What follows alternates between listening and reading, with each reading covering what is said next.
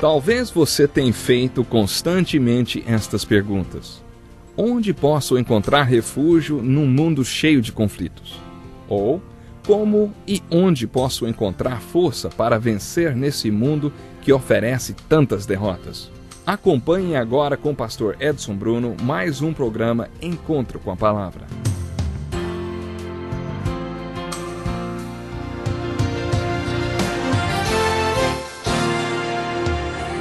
Seja bem-vindo ao Encontro com a Palavra de hoje. É hora de se juntar a nós para mais um estudo do Evangelho de João. Acomode-se, pegue a sua Bíblia e abra no capítulo 13 do Evangelho de João. Hoje leremos do versículo 12 até o 17. Acompanhe comigo. Diz assim: Quando terminou de lavar-lhes os pés, Jesus tornou a vestir sua capa e voltou ao seu lugar. Então lhes perguntou: Vocês entendem o que lhes fiz? Vocês me chamam mestre e senhor, e com razão, pois eu o sou. Pois bem, se eu, sendo senhor e mestre de vocês, lavei-lhes os pés, vocês também devem lavar os pés uns dos outros. Eu lhes dei o exemplo para que vocês façam como lhes fiz. Digo-lhes verdadeiramente que nenhum escravo é maior do que o seu senhor, como também nenhum mensageiro é maior do que aquele que o enviou. Agora que vocês sabem essas coisas, felizes serão se as praticarem. Vamos pular alguns versículos e ler o 34 e o 35. Diz assim: Um novo mandamento lhes dou: amem-se uns aos outros. Como eu os amei, vocês devem amar-se uns aos outros. Com isso todos saberão que vocês são meus discípulos se vocês se amarem uns aos outros. Foi assim que Jesus iniciou o sermão da última ceia, o seu sermão mais longo. Como já vimos quando iniciamos o estudo desse capítulo, na verdade, isso não foi um sermão no sentido literal da palavra, como tantos que Jesus fez. Foi mais uma conversa entre ele e os seus apóstolos e aconteceu no último retiro que Jesus promoveu. Como vocês devem se lembrar, o Sermão da Montanha ou do Monte também não foi um sermão. Foi um outro retiro. Foi o primeiro retiro. E este, o Sermão da Última Ceia, aconteceu durante o último retiro. Existem muitas perguntas pertinentes a este sermão, principalmente sobre o trecho do capítulo 13. O Sermão do Monte das Oliveiras, outro grande sermão de Jesus, é composto das respostas de Jesus às perguntas que seus apóstolos fizeram. Mas, voltando ao último retiro de Jesus, a última ceia foi o cenário para o encerramento do ministério de Jesus. No Evangelho de João, o ministério de Jesus se encerra no capítulo 12. Jesus se recolheu para um retiro com os 12 e depois foi preso e levado à cruz. Jesus iniciou o retiro com os 12, lavando-lhes os pés. Que jeito de iniciar esta reunião! Principalmente depois de tudo que eles conversaram no caminho, conforme lemos nos evangelhos. Eles foram discutindo sobre qual deles seria o maior no reino, sobre qual Jesus sempre falava. Parece que o melhor jeito que Jesus encontrou para encerrar essa discussão foi lavando os pés deles. E depois que Jesus terminou de lavar seus pés, perguntou: Vocês entendem o que lhes fiz? Como dissemos em nosso último estudo, essa pergunta foi respondida com o primeiro versículo desse capítulo, que diz assim, Tendo amado os seus que estavam no mundo, amou-os até o fim. Havia 3 anos que Jesus estava demonstrando amor por aqueles homens. E eles, eu tenho certeza, ficaram impressionados com o amor de Jesus por eles. E por isso o amavam, porque ele os tinha amado primeiro. Nesta ocasião, depois do ato simbólico de lavar os pés deles, Jesus disse algo que os chocou. Para dizer a verdade, essa não foi a primeira nem a única vez que eles ficaram chocados com alguma coisa que Jesus disse. Primeiro, Jesus disse que os deixaria. E parece que eles entenderam que isso significava a morte de Jesus, mesmo que não fosse absolutamente certo que aconteceria. É claro que eles ficaram chocados quando Jesus disse: Meus filhinhos, vou estar com vocês apenas mais um pouco. Vocês procurarão por mim e, como eu disse aos judeus, agora lhes digo, para onde eu vou, vocês não podem ir. É claro que eles ficaram chocados, porque Jesus iria deixá-los. Jesus também os chocou, dizendo que, como iria deixá-los, deixaria também um novo mandamento. O ato de lavar os pés dos discípulos foi uma ilustração desse novo mandamento. Jesus lhes perguntou: Vocês entendem o que lhes fiz? Nos versículos 34 e 35, Jesus anunciou o mandamento. Um novo mandamento lhes dou. Amem-se uns aos outros. Como eu os amei, vocês devem amar-se uns aos outros. Com isso todos saberão que vocês são meus discípulos, se vocês se amarem uns aos outros. Lavando-lhes os pés, Jesus mostrou toda a extensão do seu amor e lhes disse: Pois bem, se eu, sendo o Senhor e Mestre de vocês, lavei-lhes os pés, vocês também devem lavar os pés uns dos outros. Eu lhes dei o exemplo para que vocês façam como lhes fiz. Quer dizer, se eu amo vocês, vocês também devem amar uns aos outros. Foi como se Jesus tivesse dito: Olhem para o outro lado da mesa. Estão vendo a pessoa que está na frente de vocês? Pois bem, eu quero que vocês amem uns aos outros da mesma forma que eu tenho amado vocês. Amem uns aos outros e o mundo inteiro saberá que vocês são meus discípulos. É muito melhor ensinar com um exemplo prático do que com palavras. Parece que foi isso que Jesus fez durante a última ceia. Temos uma mensagem de amor para passar ao mundo, e a melhor maneira de fazer isto não é pregando. Olhem para quem está à sua frente do outro lado da mesa. Amem essa pessoa, porque se você amá-la, conseguirá transmitir a mensagem de amor ao mundo. Isto deve ter surpreendido os apóstolos. Acho que até aquele momento eles não tinham imaginado que deveriam manter esse compromisso horizontal uns com os outros.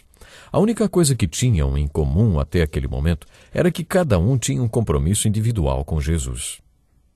Cada um deles estava em aliança com Jesus. Jesus os amava e eles o amavam. Mas este novo mandamento estabelecia uma aliança entre eles.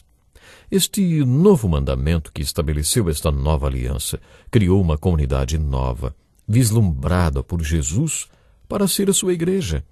Será que você sabe o que é estar em aliança com alguém? É claro que estamos em aliança com Deus e com Jesus Cristo. Sabemos disto. Agora me diga, você está em aliança com outras pessoas que também seguem a Jesus Cristo?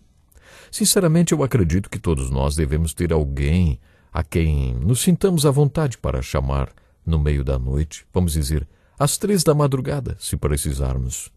Eu tenho certeza que poderia ligar para várias pessoas no meio da noite pedindo ajuda e que elas me acudiriam sim. E você, tem alguém assim com que pode contar no meio da noite, se precisar, de madrugada?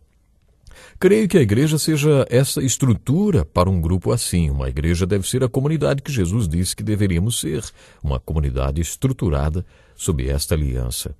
Costumo ilustrar esta aliança com 8 pontos. Aliança de 8 pontos. Imagine um grupo de pessoas, talvez de 12, 15 ou 18 pessoas no máximo, formando um grupo estruturado sobre esta aliança.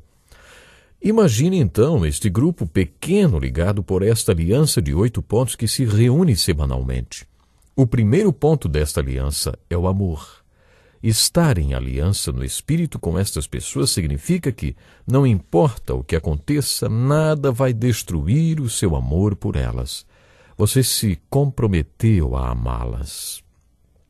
O segundo ponto da aliança é a disponibilidade, que pode ser dividido em 2 pontos. Primeiro, você estará sempre disponível na medida do possível para todas as reuniões do grupo. Segundo, você se disponibilizará para qualquer um que precisar de você, para qualquer coisa. Isto implicará em várias outras pequenas reuniões com diferentes membros do grupo, entre uma e outra reunião geral do grupo. O terceiro ponto da aliança é a oração, que implica em que você vai orar regularmente por cada membro do grupo. O quarto ponto da aliança é a confidencialidade. É importante entender que os outros pontos desta aliança só serão possíveis se houver um relacionamento de confiança no grupo. Isso quer dizer que deve haver um compromisso de cada membro do grupo de não levar para fora o que foi compartilhado com todos os membros ou com algum outro membro em particular. Ninguém vai querer compartilhar nada com este pequeno grupo se suspeitar que sua história servirá de ilustração para toda a igreja no próximo domingo. Por outro lado, é claro que comunhão envolve compartilhar e envolver-se com outras pessoas. Isso nos leva ao quinto ponto desta aliança. Chamamos de aliança da abertura. É importante entender que não tenho como conhecê-lo se você não se abrir comigo e não me contar quem você é. Por isso, cada um dos membros tem o compromisso de expor os seus pontos fortes e também os seus pontos fracos. O 6º ponto é a sensibilidade. Pedir a Deus que me faça sensível às necessidades de cada membro do grupo.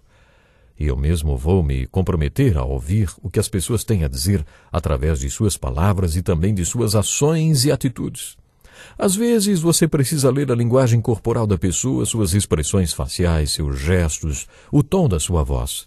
Com tudo isto, você pode dizer se a pessoa está deprimida ou se está se sentindo sobrecarregada. É importante estarmos sensíveis a tudo isto e não apenas ao que a pessoa diz. Esta sensibilidade poderá mostrar se uma pessoa está passando por um momento difícil ou não. O 7º ponto é o da honestidade na aliança. A franqueza é positiva e construtiva para o corpo. Eu vou deixar que Deus me use neste processo de crescimento, falando com honestidade quando eu concordar e quando discordar do grupo ou de algum membro. O 8º ponto na aliança é a responsabilidade, que implica em reconhecer que Deus o colocou neste grupo para edificar o corpo de Cristo. Por isso, eventualmente, você vai precisar buscar a mente de Cristo através dos conselhos do grupo. Você vai aceitar a captar os conselhos do grupo e se responsabilizar em reportar para eles o que você fez com os conselhos sábios que recebeu. Esta é a aliança de 8 pontos, sobre a qual vários grupos foram formados dentro do nosso pastorado. Uma aliança de amor, de disponibilidade mútua, de oração uns pelos outros, de confidencialidade, uma aliança de abertura, sensibilidade, honestidade e responsabilidade, considerando que cada um busca a sabedoria do grupo e depois dá conta sobre o que fez com os conselhos que recebeu. Creio que todo mundo tem necessidade de pertencer a um grupo desse tipo. Todo mundo precisa saber que não está sozinho no barco da vida. Eu sou um grande incentivador da participação em grupos como este. Creio que principalmente os homens precisam participar de um grupo como este. Aparentemente as mulheres têm mais facilidade do que os homens, talvez porque os homens sejam mais competitivos e por isso hesitem em se abrir e ficar vulneráveis. Por isso os homens precisam mais desse tipo de grupo do que as mulheres. Bom, mas infelizmente o nosso tempo hoje já se foi. Nós vamos continuar estudando no próximo programa e eu sei que você vai estar conosco. Deus lhe abençoe e até lá. Que lição importantíssima. Obrigado, Pastor Edson Bruno. Prezado ouvinte, coloque em prática o que você ouviu aqui. Sem dúvida, sua vida será grandemente abençoada. Este é um estudo escrito pelo Dr. Dick Woodward, na voz do Pastor Edson Bruno. Escreva-nos e solicite o material. Nosso endereço é Encontro com a Palavra, Caixa Postal 2011, CEP 89201-970, Joinville, Santa Catarina. Até o nosso próximo encontro com a Palavra.